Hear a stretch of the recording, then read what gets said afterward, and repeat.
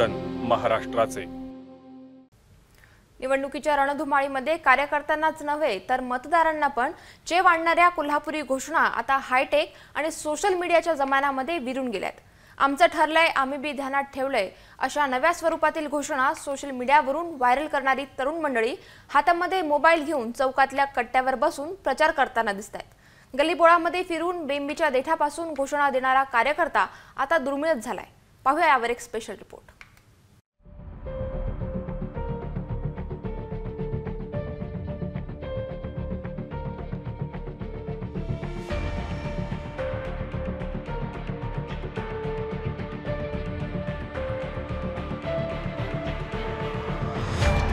ताई माई अक्का आमच्या चिन्हावर मारा शिक्का। कोण म्हणतं येत नाही, आल्या बिगर राहत नाही। खटक्यावर बॉट, जागेवर पलटी, टांगा पलटी, घोडं फरार।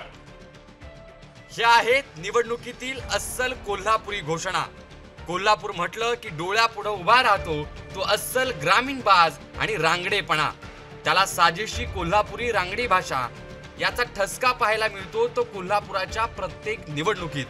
मग निवडणूक स्थानिक पातळीवरची असो वा देश पातळीवरची असो, देशात अन्यत्र कुठेही ऐकायला मिळणार नाहीत अशा घोषणा तुम्हाला कोल्हापुरात ऐकायला मिळायच्या।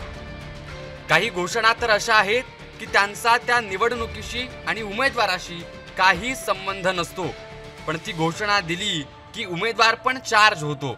आता तुम्हीच सांगा, टांगा पलटी घोडं फरार या घोषणेचा निवडणुकीशी कसलाही संबंध येतो का? नाही। पण अशा घोषणांनी प्रचाराचं वातावरण मात्र टाईट होतं आणि कार्यकर्त्यांना आणि मतदारांना यातून कमालीची ऊर्जा मिळते। कोल्हापूरचे जुने जाणते कार्यकर्ते या घोषणांची आठवण काढतायत। पुन्हा या घोषणा निवडणुकीत ऐकायला मिळाव्यात अशी त्यांची इच्छा आहे। तेव्हा जे घोषणा होत्या तो रुबाबदार त्याला काही पर्याय नाही, एवढ्या रुबाबदार होत्या।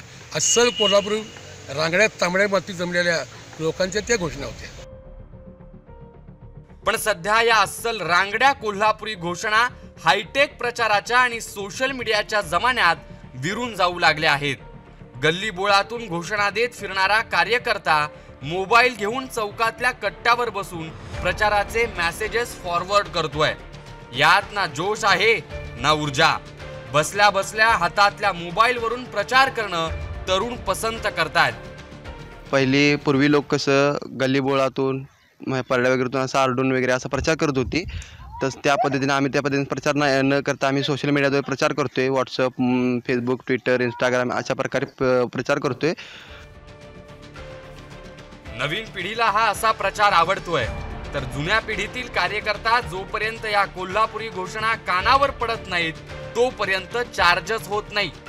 बेंबीच्या देठापासून उरडून दिल्या जाणाऱ्या घोषणा ऐकायला मिळाल्या की वाटायचं निवडणुकांचा प्रचार गरमागरम झालाय। आणि आता निवडणुकांचा प्रचार कसा चाललाय हे पाहण्यासाठी मोबाईल स्क्रीनवर अंगठा फिरवावा लागतोय।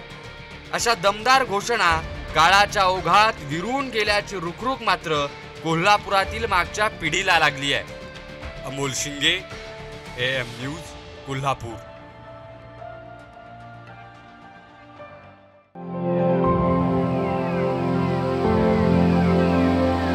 AM न्यूज, स्पंदन महाराष्ट्राचे।